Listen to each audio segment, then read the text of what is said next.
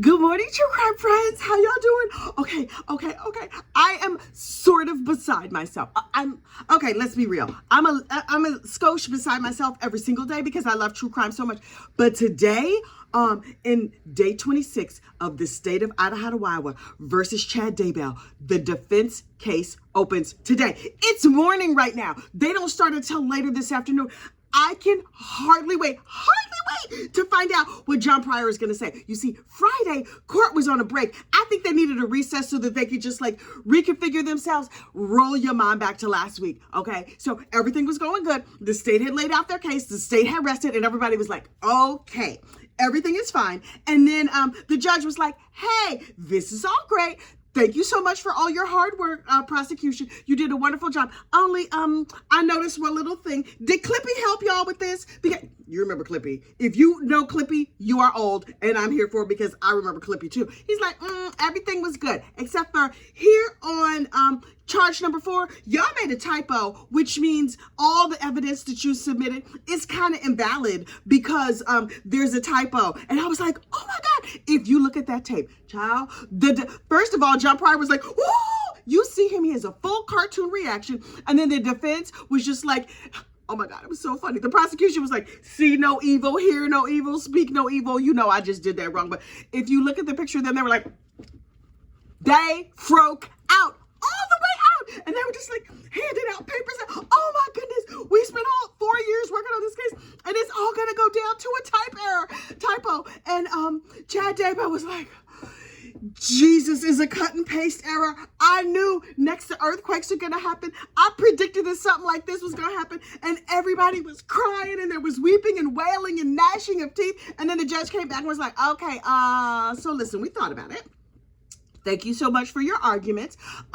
John Pryor, I saw you get up here and try and pretend like you knew that was a typo all along. Only, sir, we know you, and you are doing every single thing in your power to save this man's life. And good for you, because that's what you're supposed to be doing. But clearly, you did not see this error before I mentioned it, because I have eyes, and I saw the look on your face when I mentioned it, which let me know, sir, you had no idea, and you were silently doing the happy dance. Also, you, Mr. Daybell, I saw you over there doing getting the Holy Ghost and getting slayed in the spirit and all that. He was like, ooh, I'm about to be set free. Sir, calm down, because I decided that we are declaring this officially. Oops.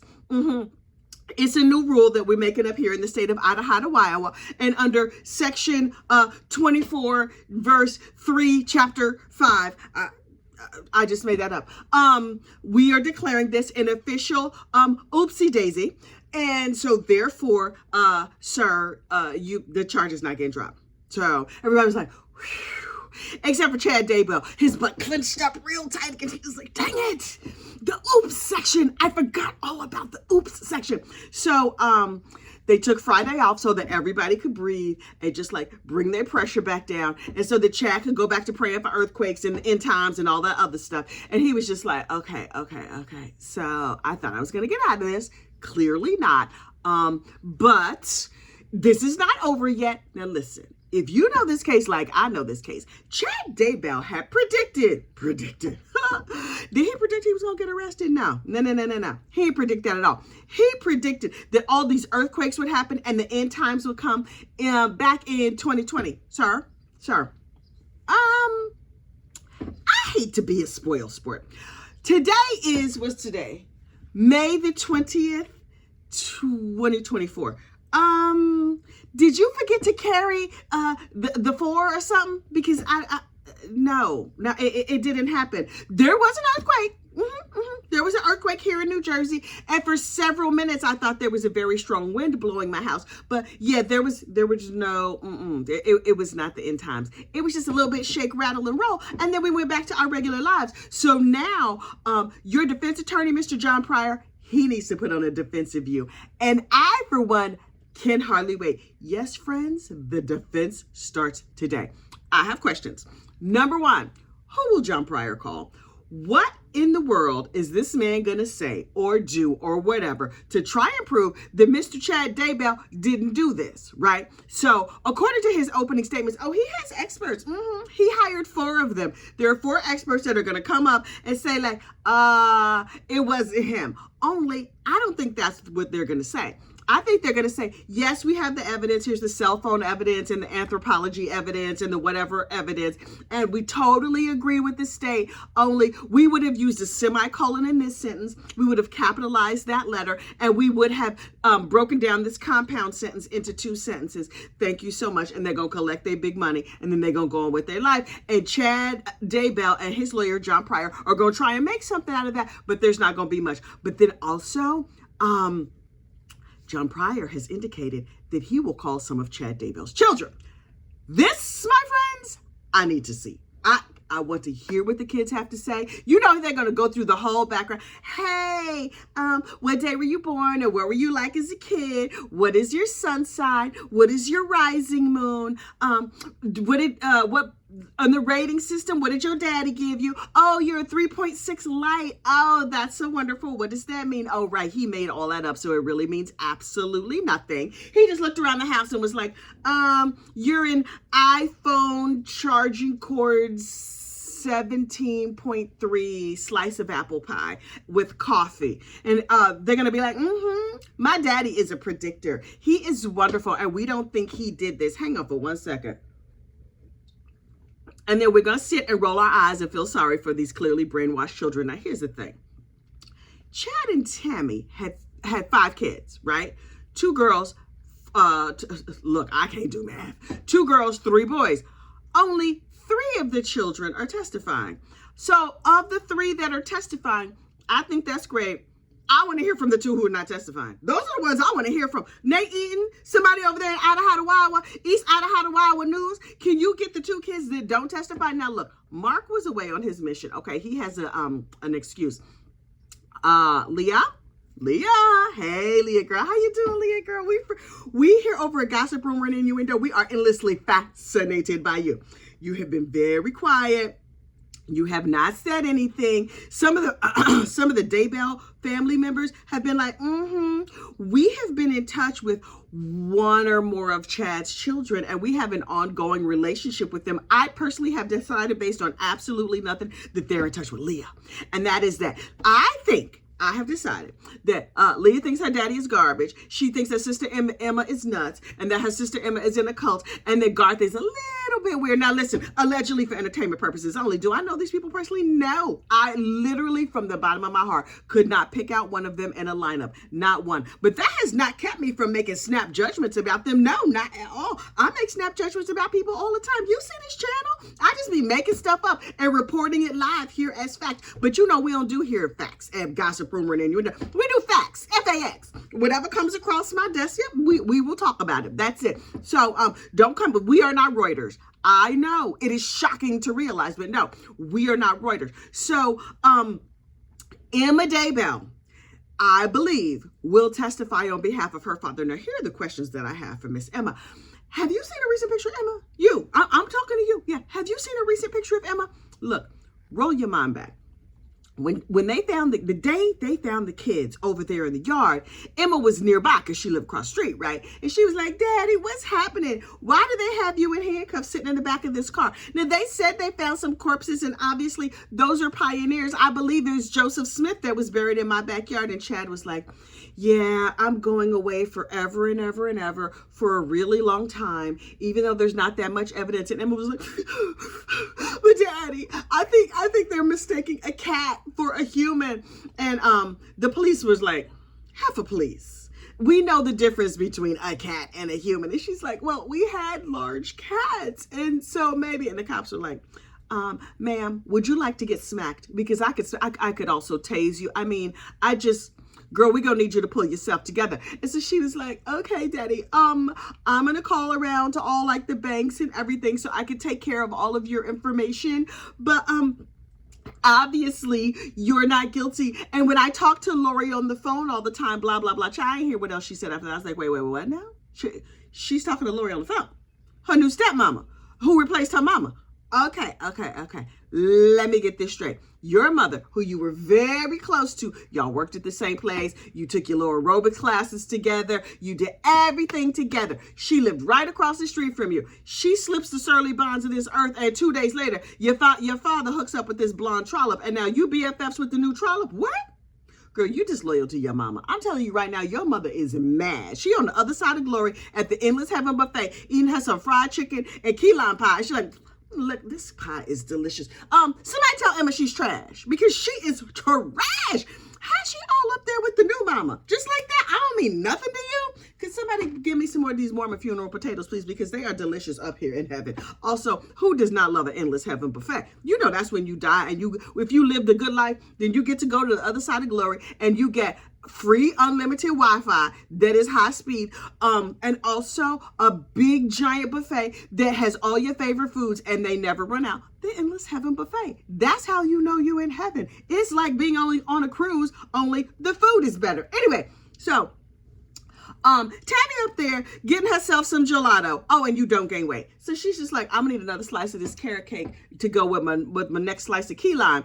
And somebody gonna send a message to Emma that she trash, because I don't know who this heifer is, but her daddy is all hugged up with this heifer, and I'm just over here in the ground. And now Emma has dyed her hair to look like her new stepmama. Say you're in a cult without saying you're in a cult. Let me get this straight. Now, your new stepmama has been convicted of being an unfortunate unaliver. It's not like we suspected it or we thought it, or maybe she did something bad. A court of law. She has been found guilty in a court of law. Oh, we saw the evidence. We read the text messages. We've seen her ticklish brain on display. And she was like, Tammy Daybell was my friend. Heifer, you were a part of unfortunately unaliving Tammy Daybell, Miss Lori. And Lori is like, Tammy Daybell is my friend, and she is busy in heaven, and she is happy. Ma'am, she's happy that she's not married to that marshmallow no more. She's busy making trips back and forth to the Endless Heaven buffet. Listen, when I die and go to heaven, assuming I go, I don't know. I don't plan to be busy. I want to be in a beach on a lime chair, in a lawn chair at the beach, a good like one of them gravity chairs where you could just like lay back and your feet go up, sun on your face, you never get sunburned. I mean, I'm black, I don't get sunburned anyway. But they just bring you endless French fries right there at the beach. The seagulls are not trying to steal them, because clearly seagulls go to hell. Anyway, where was I at? I just start talking about food and the beach chat when I lose my train of thought. Oh, this Emma. So Emma has dyed her hair to look more like her evil stepmother. Okay. And she thinks Tammy's going to be okay with this. Ma'am, as a mother, I guarantee you, your mama's mad. Oh, she's big mad. And she might strike you with lightning from heaven. Only, I don't know that you get that power when you go to heaven. I'm just saying, mere speculation. Anyway, so Emma, with her new blonde hair, to look just like her new evil stepmama, is gonna get up on the stand, and she's gonna talk about how wonderful her father is. I'm sure. Now I don't know, because she has not testified yet, but I am parched. I am waiting. I am dying to see what she says. Right? She's gonna talk about how wonderful her stepmama is, and probably how this court case was like, no, it was terrible. She was raised in a nice, calm household where everybody loved each other, and they had a wonderful family until it became a cult. And Emma is clearly deeply in the cult. She's so deep in the cult that Emma does not realize she's in the cult. Okay, cool. And that Garth Daybell, something about Garth just strikes me as odd. I don't know what's going on there. Now look, word on these true crime streets is that Garth married a very young woman, a teenage Mormon girl. Okay, Garth, how old are you, sir? How old? Okay. He's in his 20s, mid-20s. He married a teenager. I'm looking at you crazy on the strength of that alone, because me personally, I don't think you should be dating teenagers when you can't be down at the high school like trolling for younger. No, Sir, that's not a thing. I mean, that's the thing that creeps do. But look, I don't really know Garth like that, but I know he did go on 48 Hours and defend his daddy. Now listen, that was 4 years ago. So maybe some time has gone by, and he's like, you know what? Up on reflection, I have decided that my daddy was garbage. Oh, yes. Wouldn't that be shocking to the courtroom? Oh, what if one of Chad's kids get up there and they think the kid is going to be like, yes, our daddy is wonderful. And then they get up there and throw his behind all the way under the bus. Now, I would be living for that moment. Living. I would love it. Anyway, hang on. My throat is so dry. You know I stay talking my throat dry. Lord, I talk too much. Anyway, I'm not going to stop today, but I'm just so that you know, I know, yes, I talk too much. Yes, that is what you enjoy about this channel. So anyway, 3 of the kids are going to get up. Obviously, it's not going to be Mark. Obviously, it's not going to be Leah, in my opinion, because Mark was off on his mission. Leah is probably not a part of the cult, as much as I can tell. But cult member Emma Daybell is going to testify. Garth Daybell, Emma Daybell Murray, because she's married now. Garth Daybell is likely to testify. And I think the other kid's name is Seth. We have not heard much from Seth either. I'm dying to know what he has to say. I personally secretly hope that he's also going to throw his daddy under the bus, but we're going to have to come to find out. And then who else could possibly testify on behalf of Chad Daybell? Who? Now look. If you were watching closely last week, you will recall that John Pryor, the defense attorney, made reference to psychic Alison Dubois. Do you know Alison Dubois? Child. So look, for the uninformed, Alison Dubois had a show on like NBC or one of the major networks, right? Several years ago. And she's like a well-known psychic, although I had never heard of her. And I stay up on my psychics. But this psychic had a TV show about how she was helping the FBI solve cases. Here's the thing. It was not a documentary. It was like a scripted TV show, right? That TV show was produced by Kelsey Grammer. You know Kelsey Grammer from Cheers. Kelsey Grammer from Cheers, and then later that other show that took place in Seattle. I don't remember the name of it. Anyway, Kelsey Grammer was married to Camille Grammer. Camille Grammer is a little bit ticklish in the brain. Also, she was on The Real Housewives of Beverly Hills. Camille Grammer has a dinner party that came to be known as the Dinner Party from Hell, and she invited her good girlfriend, Alison Dubois. Like the real Alison Dubois, not the TV character Alison Dubois. The real life Alison Dubois showed up at this dinner party, and she was a whole mess. She smoked like a virtual cigarette. Now they would call it vaping now, but back in the day when she was smoking a cigarette, it looked like a real cigarette, and there was puffs of smoke coming out the end, but it was vapor, and she looked like a maniac. Wait, where's a pen? I need a pen so I can just crochet hook. Same thing. She was like, your husband will never fulfill you. And then she read all the Real Housewives for filth on this episode. And there was a big fight, and there was yelling, and there was screaming, and it was crazy. And that episode of the Real Housewives became famous, and it was referred to as the Dinner Party from Hell. Oh yes, look it up, child. It is famous. Alice Dubois showed her whole behind. Also, what you may recall is that in that episode, Alison Dubois predicted some things that sounded crazy that have since turned out to be true. Okay, I'm just saying. Anyway, so John Pryor referenced Alison Dubois in his statements last week when he was talking to the FBI agent, and I was like, wait, Real Housewives Alison Dubois, what's she gonna do with this? And then he let it drop. So I'm wondering, might Alison Dubois be called as a witness for Chad Daybell? Now, if you follow this case closely, you will know that the psychic of record for the Lori Vallow Daybell, Chad Daybell debacle, the official psychic for this case is the Reverend Donna Serafina Donna. One of those is her actual name. Listen, long before these kids were found, Reverend Donna Serafina, Reverend Donna predicted where the kids will be found, how they will be found, how they were unfortunately unalive, and exactly who did it. Months before these bodies were uncovered, Reverend Donna was out here talking about it. And everybody was like, okay, Donna girl, you sound crazy. Only to find out Donna was right. Now look, I was logging on this morning to make my video, and I realized that Reverend Donna has a new video out about this case. It was posted 7 hours ago, which means my time, it was like late last night. So you know what I'm doing for the rest of the day, right?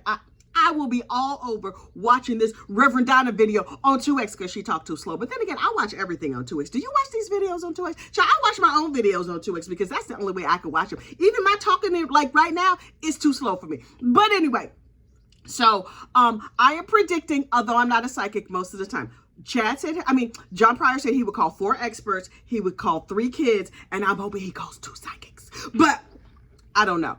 This case is very confusing. There are a lot of people. There are a lot of players. There are a lot of moving parts. And I was like, how am I going to keep this all straight in my head? And then you know what I did? I went over to the Churchwell charts. Now listen, you know you need a Churchwell chart. Miss Brandy Churchwell be over there making them charts. And you're just like, oh my gosh, I can't keep track of these cases. Wait, where is Brandy?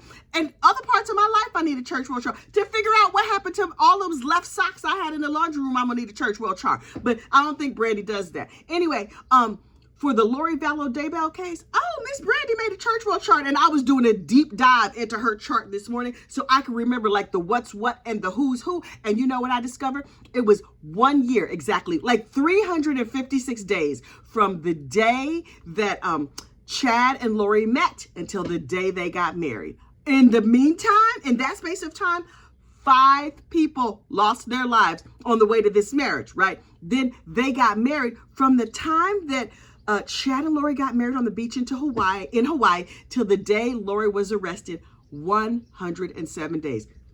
That seems like a poor payoff. Chad, now listen, I know you were looking forward to motorboating her boobies for all of the rest of eternity. Turns out, 107 days. That's all you got was 107 days. And that was 4 years ago. You have sat for 4 years waiting for this to come to trial, sitting in jail, going through all this madness. You're going to be in prison for the rest of your life, boo. I hate to break it to you, but facts is facts. You going down. You going down hard. You about to be convicted. Was it worth it? This is what I need to know. You wanted the pretty crazy blonde lady. And yes, you got the pretty crazy blonde lady. Okay, cool. Great. But only for 107 days. Now listen, I know you thought that the tribulations were going to happen, right? And it was going to be earthquakes and floods, and the world was going to be so chaotic that nobody would notice that you had married Miss Crazy over here. Turns out you were wrong. Have you made other predictions that were wrong? Although we know you thought that little clerical error was going to get you out of this, sir. You're in big trouble, and you're going to get the unalive penalty, sir. I hate to break it to you, but that's how this is going to go. So as far as the rest of the trial goes, this is what's going to happen. First, John Pryor is going to open his defense today of Chad Daybell. We're going to see who takes the stand. Then there will be several days of that, maybe a week. I don't know how long it's going to take. Then after the defense has their say, then the prosecution can come back and have rebuttal witnesses. We don't know if they'll have rebuttal witnesses or not. Then there will be closing statements, jury instructions, and deliberations, right? After the jury finds him guilty, which I'm pretty sure they're going to find him guilty because this is an unalive penalty case, then they go to the penalty phase, which was the trial all over again, only like a shorter version. And then they will announce what they decide to do with him. I don't know if they're going to give him life in prison or the unalive penalty. I do not know. But in over there in Idaho, they have a firing squad. Yo, I mean, they could probably just send him to a public school with some, some ticklish brain teenagers, and that would take care of that. But I'm just like, Chad, my man, 107 days of blonde crazy for all of this. That's a bad ROI. Your return on investment is terrible in this case. But sir, you are getting exactly what you deserve. Like exactly. So I'm not mad about it at all. But look, I got to go over here and watch and see what Reverend Donna Serafina Donna has to say about this case. So I'm going to go over and get on that. In the meantime, please like this video, subscribe to the channel, and I'm going to see you tomorrow morning. Oh, we're going to talk about the defense, the first day of the defense. I'm going to break down every witness and explain to you every single thing that happened. You don't have to watch 7 hours of trial. Child, watch 20 minutes of this madness and you'll be up to speed like that. All right. I will see you tomorrow. Bye.